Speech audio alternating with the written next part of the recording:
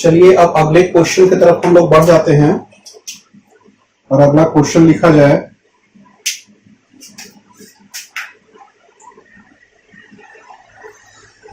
A circular coil of radius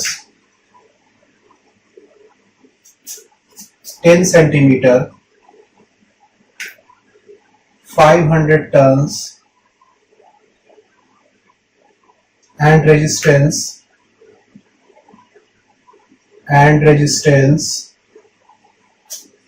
2 ohm is placed 2 ohm is placed with its plane perpendicular to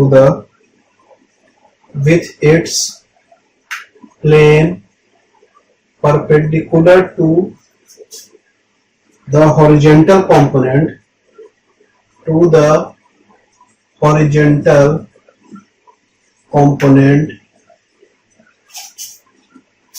of the Earth's magnetic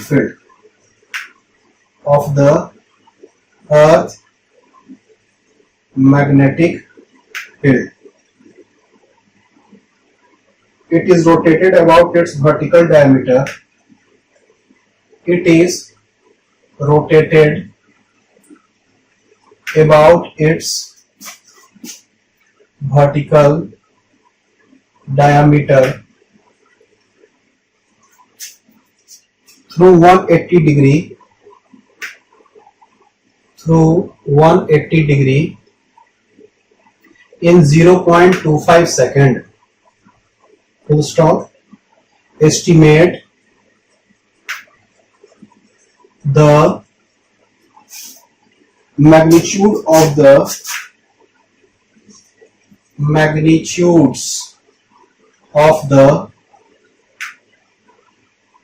EMF and the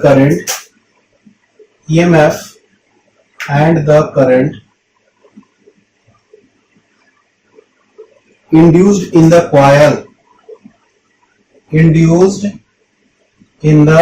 coil horizontal component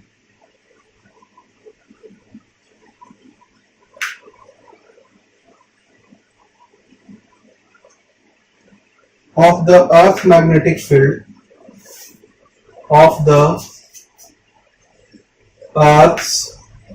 magnetic field is 3 into 10 to the power minus 5 Tesla. चलिए question पढ़ देते हैं। A circular coil of radius 10 cm, 500 tons and resistance 2 ohm is placed with its plane perpendicular to the horizontal component of the Earth magnetic field. Full stop. It is rotated about its vertical diameter through 180 degree in 0.25 second. Full stop. Estimate the magnitude of the EMF and the current induced in the coil. Horizontal component of the Earth magnetic field is 3 into 10 to the power minus 5 Tesla. ठीक है, चलिए इसको उतारिए और इसको try कीजिए, इसको बताते हैं। चलिए देखा जाए, आंसर किया जाए इसका। एक सर्कुलर कॉइल दिया हुआ है जिसका रेडियस है 10 centimetre, number of turns 500, resistance 2 ohm और perpendicular to the horizontal component of the earth magnetic field. Horizontal component of earth magnetic field है, जैसे मान लीजिए अर्थ का मैग्नेटिक फील्ड ऐसा है, horizontal component of earth magnetic field, तो ये बोल रहा है वो परपेंडिकुलर है, वो सर्कुलर कॉइल, ठीक है। इसका रेडियस आपका दिया हुआ है, ठीक है, और इसका वैल्यू कितना है 10 सेंटीमीटर, ठीक है। तो हम लोग लिखते हैं यहां पे for circular coil radius is equal to 10 centimetre, यानी कि 10 into 10 to the power minus 2 metre, यानी कि 10 to the power minus 1 metre, ठीक है। नंबर ऑफ टर्न्स, इसका वैल्यू हो गया 500, ठीक है। रेजिस्टेंस जो हो जाएगा उस कॉइल का आर का वैल्यू, ये नंबर ऑफ टर्न्स 500 है, क्या है नंबर एन का वैल्यू है ये, और रेजिस्टेंस का जो वैल्यू हो गया वो हो गया 2 ओम। ठीक है।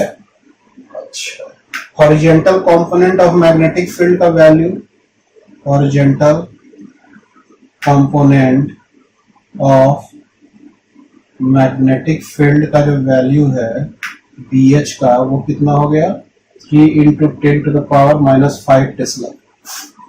समझ में बात आ रहा है। हमको क्या निकालना है कि मैग्नीट्यूड ऑफ ईएमएफ इसमें कितना जनरेट होगा।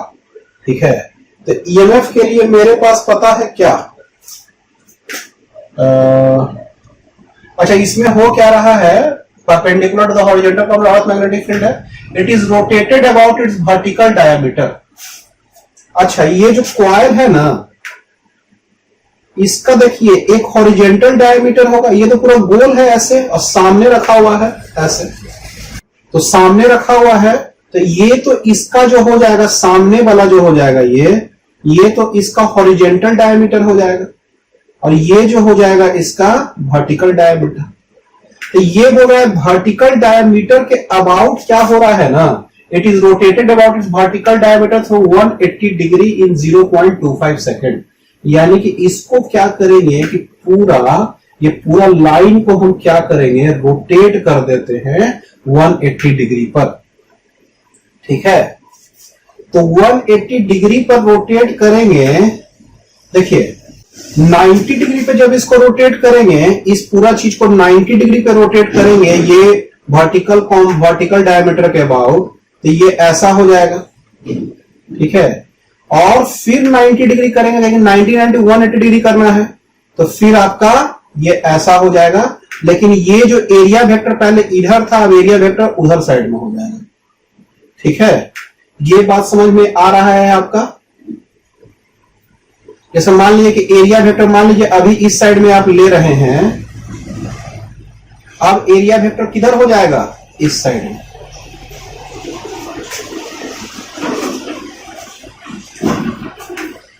यहां पे theta is equal to 90 degree rotated about vertical diameter. Vertical diameter समझ में आ रहा है ना, ये हो गया आपका वर्टिकल डायमीटर, इसी के अबाउट रोटेट किया जा रहा है 180 डिग्री, तो इसके अबाउट, इस पॉइंट के अबाउट हम रोटेट कर देते हैं। ठीक है, तो ये ऐसा हो जाएगा, पहले 90 डिग्री रोटेट होगा और फिर ये हो जाएगा theta is equal to 180 degree. ठीक है, पहले एरिया वेक्टर इधर था, अब एरिया वेक्टर का डायरेक्शन इधर हो जाएगा। ठीक है, समझ में बात आ रहा है। 180 डिग्री रोटेट होना, और इस पे टाइम कितना लगा है इसको 0.25 सेकेंड। अब हमको क्या करना है, magnitude of the EMF, magnitude of the EMF बताना है और करंट। ठीक है, इस कॉइल में जो जनरेट होगा, तो हम लोग सबसे पहले लिख लेते हैं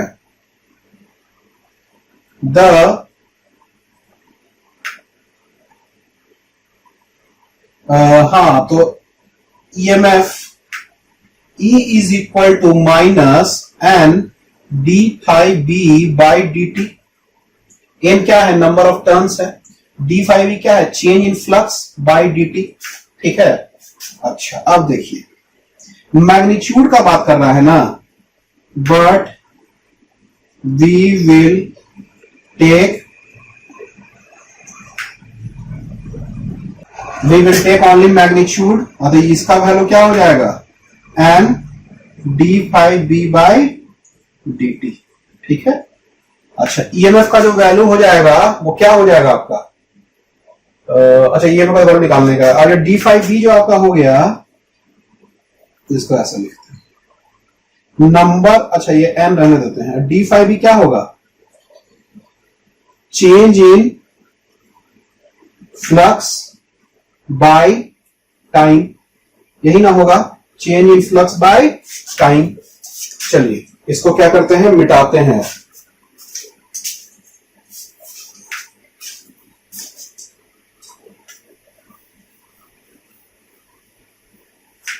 अब देखिए E is equal to N final flux minus initial flux का मैग्नीट्यूड बाय टाइम। अच्छा, अब क्या कर रहे हैं, यहां तक जो मेरा इक्वेशन आ गया इसको यहां रहने देते हैं, ठीक है। अब लिखते हैं हम लोग, इसको ही मिटा दिया जाए,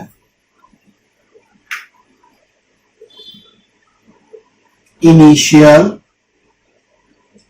मैग्नेटिक फ्लक्स, ठीक है, साई इनिशियल, इसका वैल्यू जो हम लोग लिखेंगे ये हो जाएगा vector B dot vector B A, और बी ए, ये बी के जगह पे क्या लिखेंगे, बी एच, और ए और कॉस, दोनों के बीच का एंगल स्टार्टिंग में क्या रहेगा, 0, तो ये क्या हो जाएगा, B H A. B H का वैल्यू कितना हो जाएगा, मैग्नेटिक फ्लक्स का, मैग्नेटिक फील्ड का वैल्यू हॉरिजॉन्टल कंपोनेंट का 3 into 10 to the power -5। Area क्या हो जाएगा इसका, पाई आर स्क्वायर। अच्छा, रेडियस कितना है, 10 था, इसको 10 टू द पावर -1 लिखे थे ना, ठीक है, मीटर में जब चेंज किए थे तब, तो इसका square, sorry, pi R square हो गया, और cos 0 का तो वैल्यू एक आ ही गया था, ठीक है। स्टार्टिंग में cos 0 है ना, बाद में cos 180 डिग्री हो जाएगा, कि एरिया और मैग्नेटिक फ्लक्स, देखिए अभी ये जो मैग्नेटिक फील्ड का जो वैल्यू होगा वो तो सेम ही रहेगा, लेकिन एरिया इधर हो जाएगा, तो दोनों के बीच का एंगल 180 डिग्री हो जाएगा। इसको लिखते हैं, अब देखिए, तो इसका जो वैल्यू आ गया 3 pi into 10 to the power -5 -2, 3 pi into 10 to the power -7, ये इनिशियल मैग्नेटिक फ्लक्स का वैल्यू है। चलिए अब देखते हैं फाइनल मैग्नेटिक फ्लक्स का वैल्यू 5, फाइनल का value B A cos 180 degree, cos 180 degree का वैल्यू -1 माइनस बी ए यानी बी एच ए, इसका वैल्यू कितना हो गया, 3 इंटू 10 टू द पावर अच्छा, इसका जो वैल्यू आएगा सेम ही आएगा, खाली माइनस में आ जाएगा, -3 pi into 10 to the power -7, ठीक है। अब हम लोग लिखते हैं चेंज इन मैग्नेटिक फ्लक्स, ठीक है। तो चेंज इन मैग्नेटिक फ्लक्स क्या होगा, चेंज इन मैग्नेटिक फ्लक्स रहने दीजिए, इसको डायरेक्टली फॉर्मूला में डालते हैं। फाइनल का आया है -3 pi into 10 to the power -7, तो हम लोग लिखते हैं E is equal to N, N की जगह पे हम नंबर के जगह, मतलब नंबर ऑफ टर्न्स के जगह पे उसका लिख लेते हैं, कितना टर्न्स है, 500। अच्छा, अब फाइनल जो फ्लक्स का जो वैल्यू होगा वो कितना होगा, -3 pi into 10 to the power -7 और -3 pi into 10 to the power -7, ठीक है, बाय इसका टाइम कितना लगेगा इसको, 0.25, ठीक है, ये आपका हो गया। चलिए अब हम लोग करते हैं, ये जो आपका हो जाएगा E का वैल्यू 500, अच्छा ये -6 पाई हो जाएगा, लेकिन ये मॉड लगा हुआ है तो 6 ही पाई खाली लेंगे, 6 pi into 10 to the power -7 बाई 0.25, ठीक है। चलिए तो हम लोग क्या करते हैं, इसको कर देते हैं, इसको 25 करेंगे तो 25/100 कर देते हैं, ऐसा करते हैं 5/25 इंटू 6 पाई गुना 10 टू द पावर -7, इसका जो 2 है वो +2, अच्छा बाई 100 जो ये होगा उसका ऊपर आएगा तो +2 उसका भी हो जाएगा, तो ये हो जाएगा 6 पाई/5 इंटू 10 टू द पावर -3, -7 + 4 -3, ठीक है, इंटू 10 टू द पावर -3, ये वोल्ट में इसका आंसर होगा, ठीक है। चलिए सर कैलकुलेट किया जाए,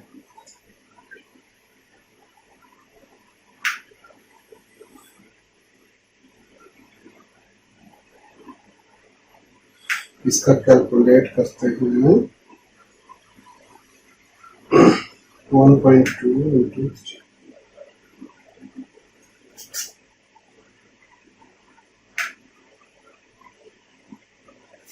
ये आ रहा है 3.768 इंटू 10⁻³ वोल्ट, यानी कि 3 लगभग 8 वोल्ट, ठीक है, सॉरी मिली वोल्ट। ये मिली वोल्ट इसका वैल्यू हो गया, ईएमएफ का वैल्यू। चलिए अब हमको क्या निकालना है, करंट का वैल्यू निकालने का है ना, तो करंट का वैल्यू निकालते हैं। For current I is equal to E by R, 3.8 millivolt by resistance का वैल्यू कितना होगा इसका 2 ओम, इसका वैल्यू हो जाएगा 220, इसका ampere, sorry milli ampere, milli ampere I का वैल्यू, ठीक है।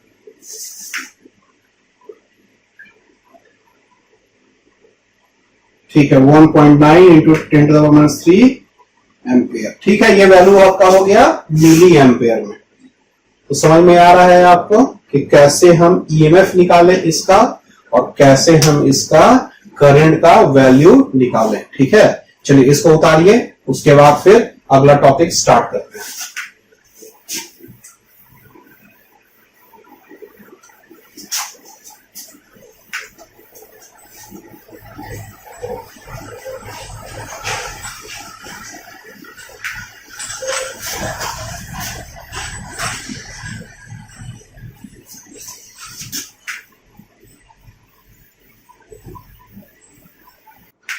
1830 में एक्सपेरिमेंट किया था फैराडे और हेनरी, जो आपका जो एक्सपेरिमेंट किया था, तो आपका उस एक्सपेरिमेंट में आपका क्या किया था, 3 एक्सपेरिमेंट किया गया था और उसमें आपको डायरेक्शन के बारे में तो बताया नहीं गया था। ये डायरेक्शन बताया गया उसके 4 साल बाद 1834 में एक साइंटिस्ट लेंज द्वारा, हेनरिक लेंज उसका नाम था, ठीक है, जिसको बाद में लेंज लॉ के नाम से जाना गया। तो हम लोग लिखते हैं पहले टॉपिक लिख लेते हैं,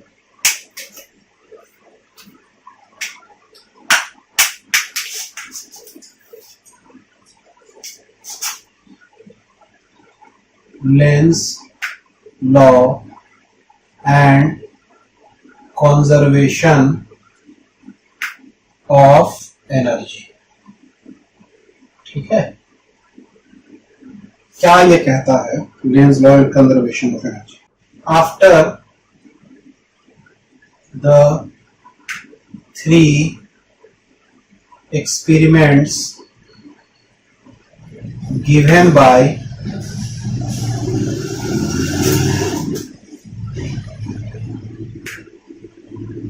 Joseph, Henry and Michael Faraday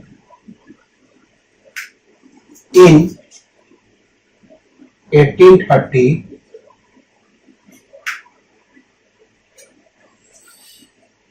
after the 3 experiments given by Joseph Henry and Michael Faraday in 1830, a German physicist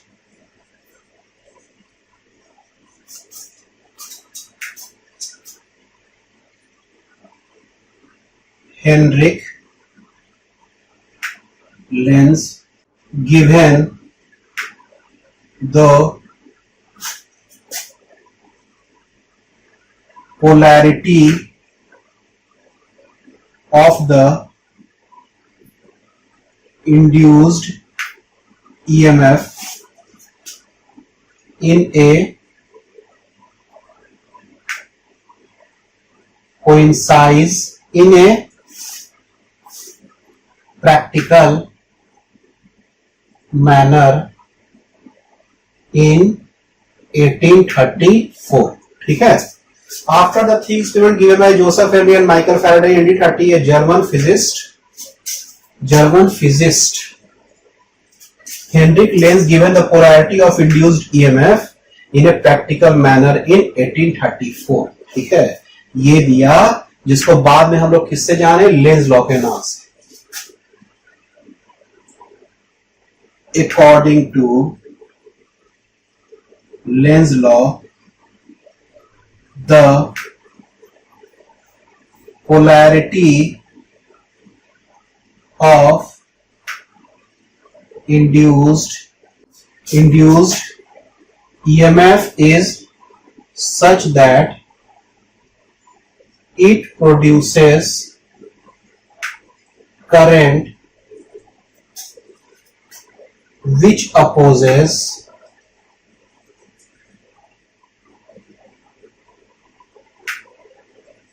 the change in magnetic flux. ठीक है, क्या है ये कहने का मतलब इसका कि चेंज इन फ्लक्स से with respect to time EMF generate हो रहा था, करंट आ रहा था। तो जो करंट आ रहा है उसका डायरेक्शन इस टाइप से होगा कि वो जो फ्लक्स जो चेंज हो रहा है ना उसको अपोज करे, वो मैग्नेटिक फ्लक्स का चेंज को अपोज करे। तो करंट से हम लोग डायरेक्शन कैसे डिटरमिन करेंगे वो हम बताएंगे आपको। बस इतना समझिए, वो करंट का डायरेक्शन इस टाइप से था कि वो मैग्नेटिक फ्लक्स को क्या कर रहा था, अपोज कर रहा था। ठीक है, तो हम लोग अभी पढ़े थे, we studied that EMF, Faraday दिया था ना आपको, EMF E is equal to minus N D phi by D T. Here negative sign indicates that the direction of EMF and current is opposite to the change in magnetic flux। Magnetic flux का जो भी value आएगा उसका negative हो जा रहा है minus करने से। ईएमएफ का वैल्यू नेगेटिव हो गया चेंज इन फ्लक्स से, और ईएमएफ हुआ तो यानी करंट भी आपका नेगेटिव हो गया, यानी फ्लक्स के अपोजिट में होगा। यही हम बताते हैं कि माइनस साइन के बारे में आपको बताएंगे। तो यही वाला वो पॉइंट है। तो यहां पे आपको याद रखने का है कि नेगेटिव साइन मतलब कि ये जो फ्लक्स में जो चेंज हुआ उसके अपोजिट में आपका ईएमएफ और करंट जनरेट होने वाला है। ठीक है, चलिए तो इसको यहां तक उतार लीजिए। उसके बाद क्या करते हैं कि हम एक तो फिगर बनाने वाले हैं, और उस फिगर को आपको बताते हैं कि कौन सा फिगर बनाएंगे। एक्सपेरिमेंट नंबर फर्स्ट वाला फिगर बनाते हैं। ठीक है, एक्सपेरिमेंट नंबर फर्स्ट वाला जब फिगर बनाएंगे तो उससे आपका थोड़ा क्लियर होगा। ठीक है, चलिए इसको मिटा देते हैं।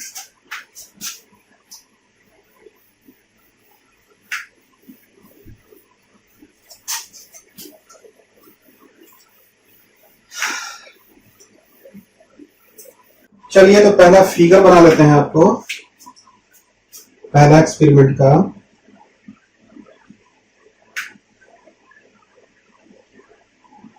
ये रफ में थोड़ा बना रहे हैं फिगर को।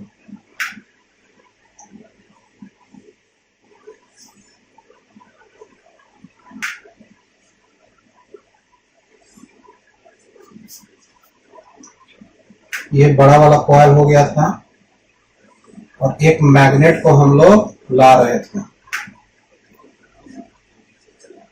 तो इसको ऐसे मूव करा रहे थे। ठीक है, इसमें करंट आपका इंड्यूस्ड हो रहा था। ठीक है, तो ये चीज आप लोगों को समझ में आ रहा है।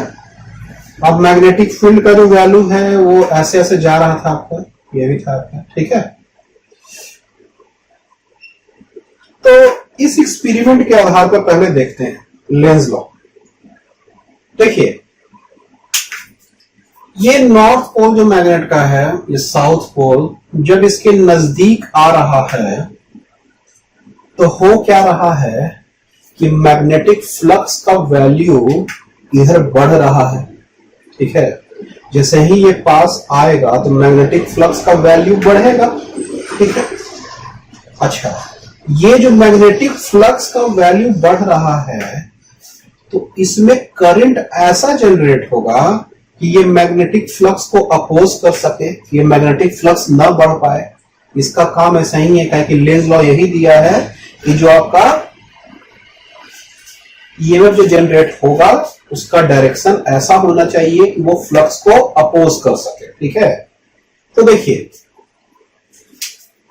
एक कॉइल है, ठीक है, और उसमें करंट ऐसे जा रहा है, ऐसे कर रहा है और ये ऐसे जा रहा है। ये वाला पार्ट ऊपर में है और ये वाला पार्ट अंदर में है। तो जब ऐसे है तो हम समझते हैं यदि इसके जगह पे हम मैग्नेट रख दें तो नॉर्थ पोल इसको कहेंगे, साउथ पोल इसको कहेंगे। ये कहेंगे कि नहीं कहेंगे? हाँ, नॉर्थ पोल इसको और साउथ पोल इसको कहेंगे। ठीक है, चलिए इस फिगर को एक मिनट,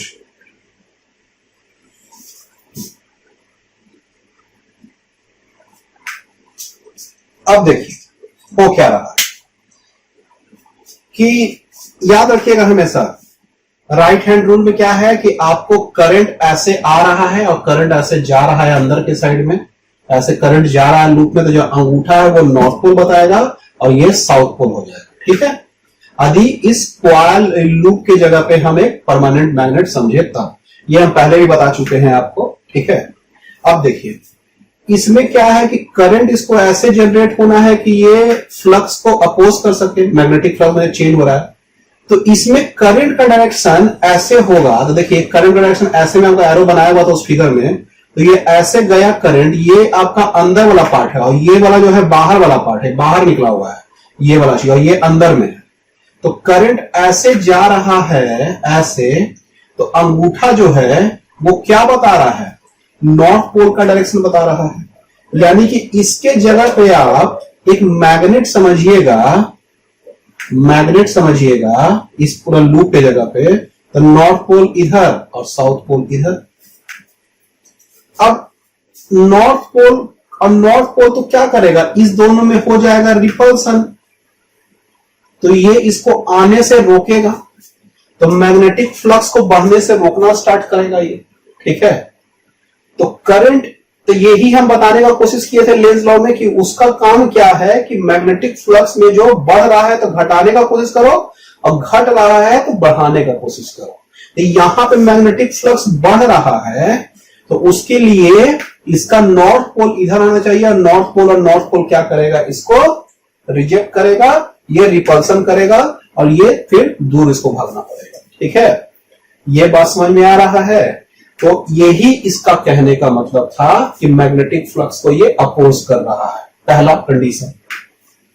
अब मान लीजिए कि ये पूरा चीज दूर जा रहा है, दूर जा रहा है, नॉर्थ पोल उधर जा रहा है, साउथ पोल भी उधर जा रहा है। अब तो ये मैग्नेटिक फील्ड भी से घटेगा, तो मैग्नेटिक फ्लक्स घट रहा है ना, दूर जाने पे मैग्नेटिक फील्ड घट रहा है अब इस लूप से मैग्नेटिक फ्लक्स का वैल्यू। तो ये क्या करेगा, अब करंट डायरेक्शन ऐसा हो जाएगा।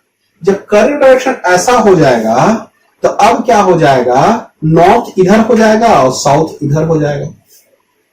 तो जो ये नॉर्थ उधर जा रहा था तो साउथ और नॉर्थ क्या करेगा, इसको अट्रैक्ट करेगा अपने की तरफ। मतलब जब ये जा रहा है तो इसको बुलाएगा और जब पास आ रहा है तो भगाएगा। ठीक है, समझ में बात आ रहा है? तो बस डायरेक्शन आपको देखना है राइट हैंड रूल से। करंट डायरेक्शन में आप अपने उंगली को कीजिए, अंगूठा आपका नॉर्थ पोल का डायरेक्शन आपको बता देगा। ठीक है, तो इसी तरीका से ये काम करता है। ठीक है, चलिए तो इसमें हम लोग लिखते हैं,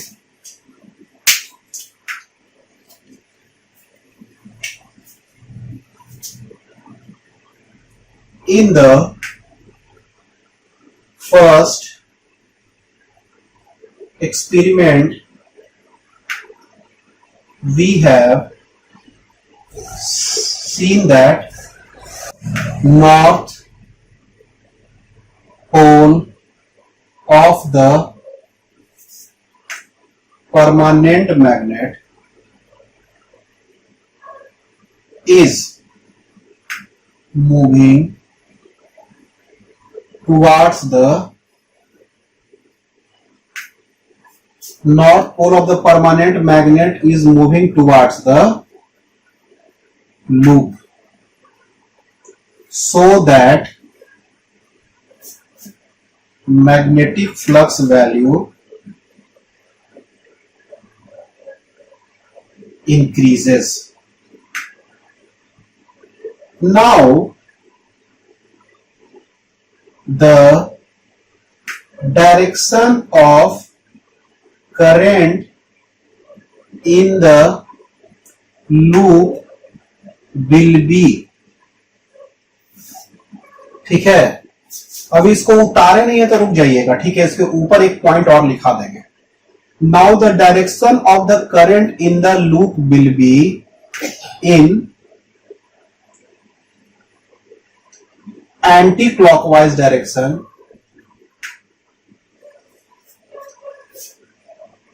when a person sees the loop from the side of magnet। मतलब इसके साइड में खड़ा हो जाते हैं तो हमको करंट ऐसा दिखेगा, यानी कि एंटी क्लॉकवाइज में दिखेगा, ठीक है। So if the current is in anti-clockwise direction, then the north pole will be towards viewer। North pole किधर रहेगा? व्यूअर के साइड में रहेगा। जिधर हम खड़ा है, हमारे इधर खड़ा है तो नॉर्थ पोल इधर मेरे सामने रहेगा। सो the north pole will repel each other and therefore it will oppose the change in magnetic flux।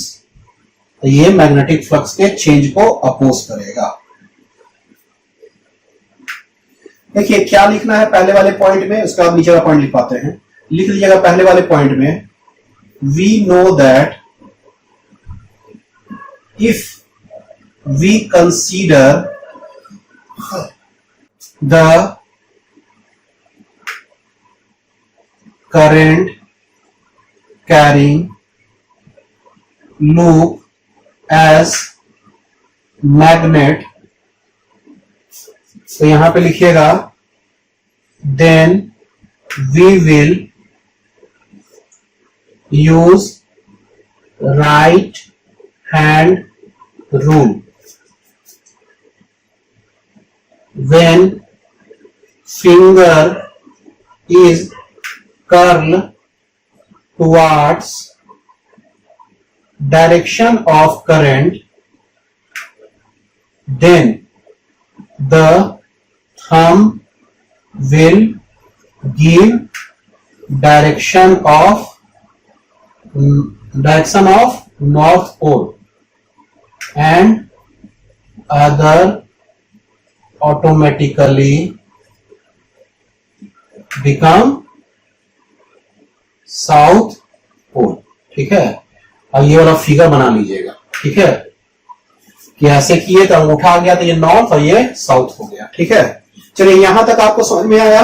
So the north pole will repel each other and therefore will oppose the change in magnetic flux. चलिए again हम तो समझ में आ रहा है कि यदि हम इसको पास ला रहे हैं तो नॉर्थ पोल इधर आ जाएगा, वो उसको अपोज कर देगा, ठीक है। अब हम क्या कर रहे हैं, दूर ले जाते हैं। Again if we consider, if we move the magnet away from the coil, then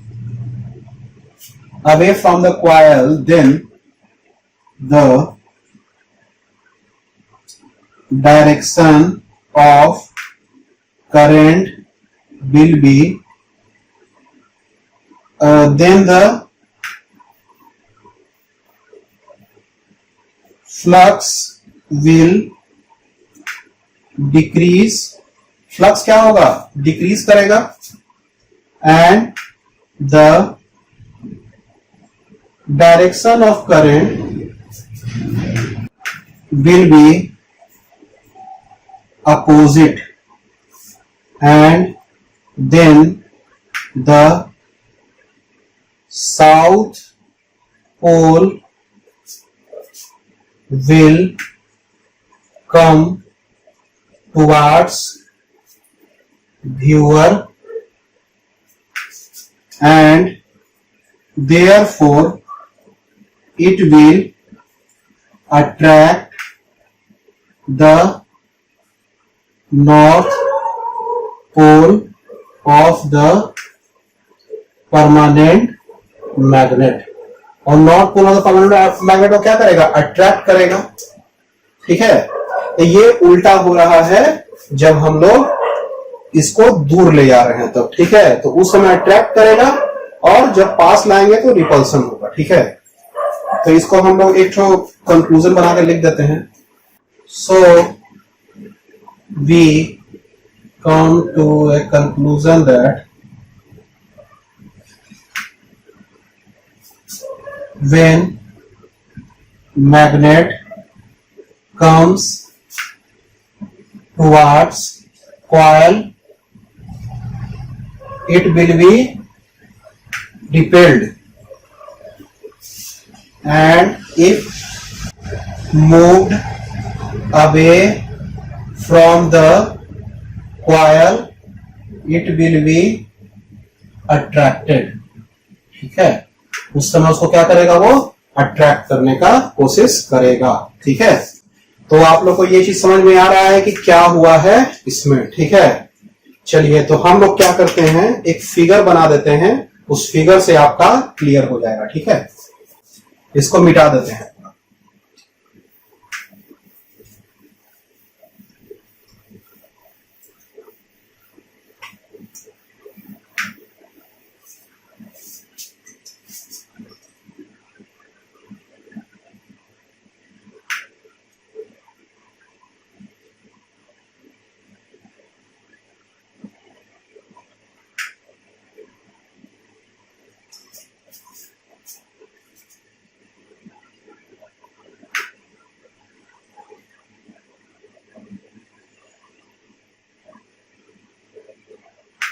ये आपका ये भी कॉइल है,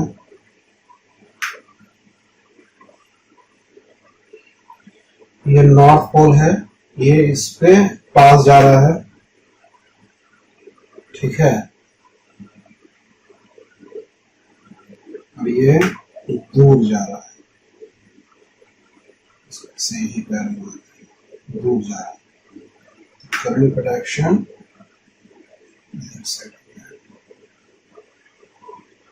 ये वाला पार्ट अपर पार्ट है, समझने का कोशिश कीजिएगा। ये ऊपर में ऐसे और ये अंदर है। ठीक है,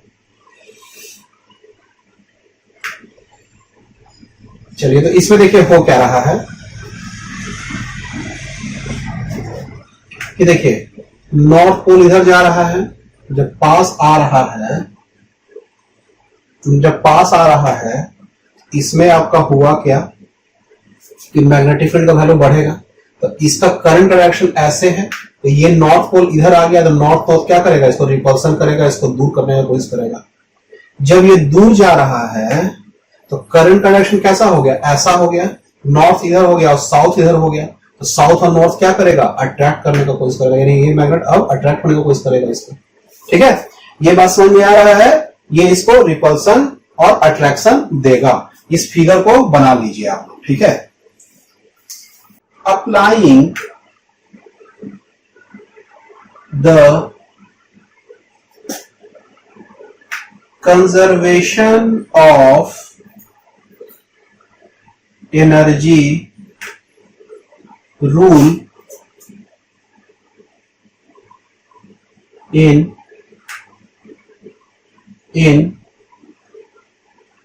the given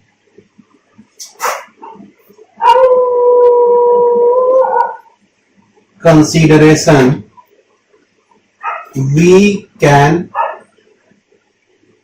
see that the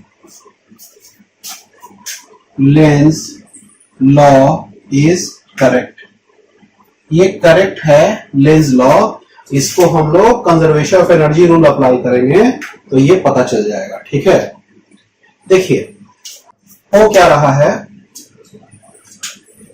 अच्छा, इस फिगर को मिटा दिए थे। अच्छा, ये मान लीजिए फिगर है अभी आपका, और ये नॉर्थ पोल है और साउथ पोल है, वो इधर जा रहा है। तो ये जो करंट का डायरेक्शन होगा वो कैसा होगा, ऐसे। ठीक है, तो हम लोग कंजर्वेशन एनर्जी रूल अप्लाई करेंगे तो वो लोग पता चल जाएगा कि ये सही है कि नहीं है, ये आपको दिख जाएगा अभी आपको।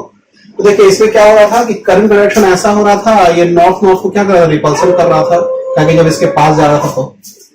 चलिए, तो अब हमको ऐसा लग रहा है कि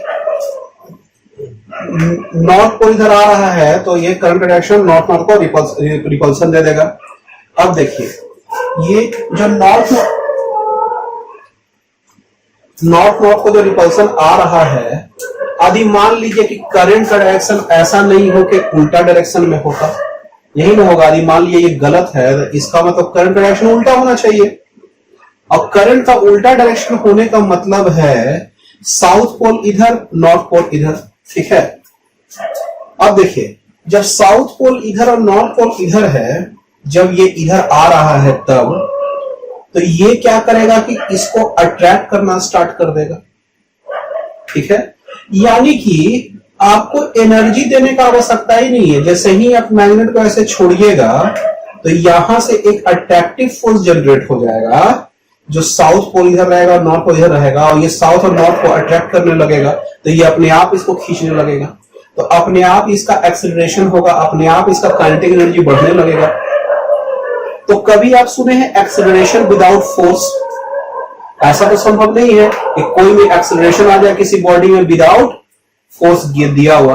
तो ये तो आपका क्या हो जाएगा, कंजर्वेशन एनर्जी वायलेट हो जाएगा आपका। ये एनर्जी अपने आप आ रहा है बिना कुछ एनर्जी दिए हुए। ठीक है, एनर्जी का तो खाली ट्रांसफॉर्मेशन होता है ना।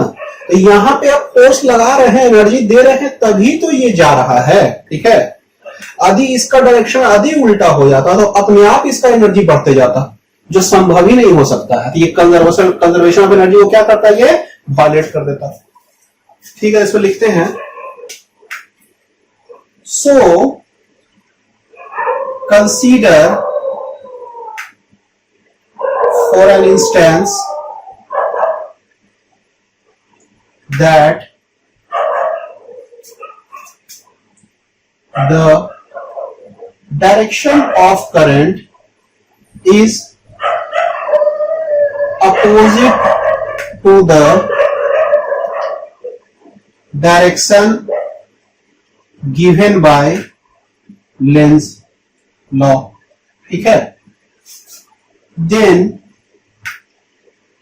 if this is possible, then the magnet will be attracted by the current carrying loop automatically without wasting any energy. So the acceleration, so there will be acceleration of permanent magnet and kinetic energy will increase without expenditure of energy, which violates the rule of conservation of energy. So the direction of induced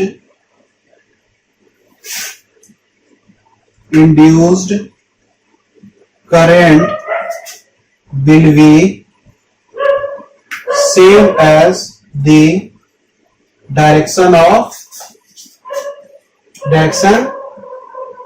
given by Lenz law. ठीक है, ये बात आपको समझ में आ रहा है? तो लेंज लॉ के आधार पर ही इसका डायरेक्शन होगा. चलिए इसको उतार लीजिए, हो गया. Therefore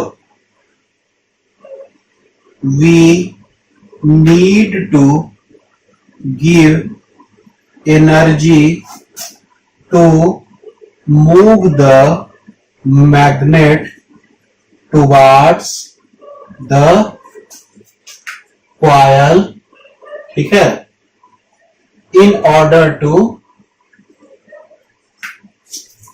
produce electric current in coil according to Lenz law. The energy